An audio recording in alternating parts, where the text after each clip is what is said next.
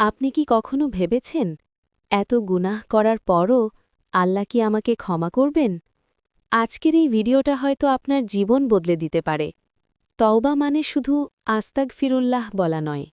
তওবা মানে ভুল বুঝে থেমে যাওয়া, চোখ ভিজে যাওয়া আর আল্লাহর দিকে ফিরে আসা। আমরা মানুষ, ভুল করি। আর আল্লাহ, তিনি আত-তাওয়াব, বারবার ক্ষমা গ্রহণকারী। তওবা কবুল হওয়ার ৪টি শর্ত: ১. খাঁটি অনুশোচনা, ২.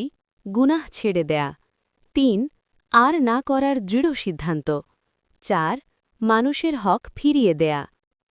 মৃত্যুর আগ মুহূর্তে যখন আত্মা গলায় এসে যায়, তখন আর সুযোগ থাকে না। আপনি যত বড় গুনাহই করুন, যদি এখনও শ্বাস চলছে, তওবার দরজা এখনও খোলা। শেষ রাত, সেজদা, বৃষ্টির সময়, এই সময়গুলো আল্লাহ সবচেয়ে বেশি ভালোবাসেন।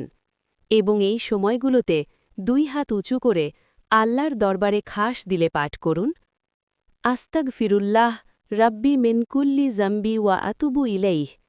চোখের পানি ছেড়ে কেঁদে ফেলুন। ইনশাআল্লাহ, আল্লাহ আপনাকে ফিরাবেন না।